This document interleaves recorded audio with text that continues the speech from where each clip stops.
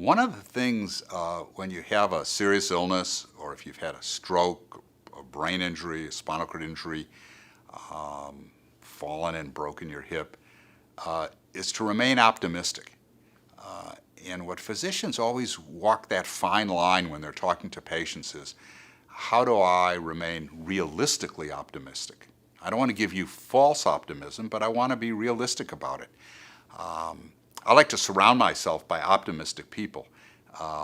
We all know people who are incredibly negative, and I try and avoid those people. And if you're someone who's trying to get through a difficult time and you've had a stroke or you have a disability, you don't need people around you who are negative.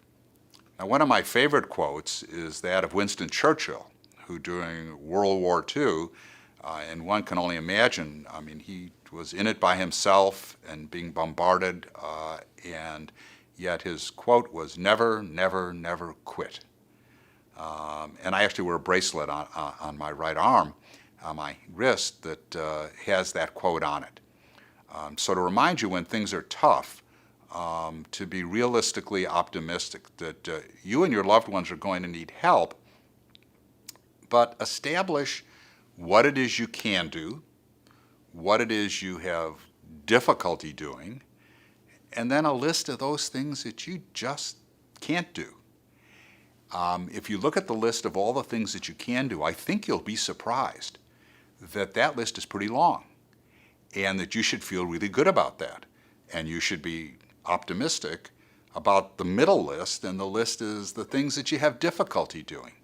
So look at that middle list of things that you have difficulty doing, and sit down with your family, your friends, and your physician and say, I need to work on this list of things I have difficulty doing, and set realistic timelines.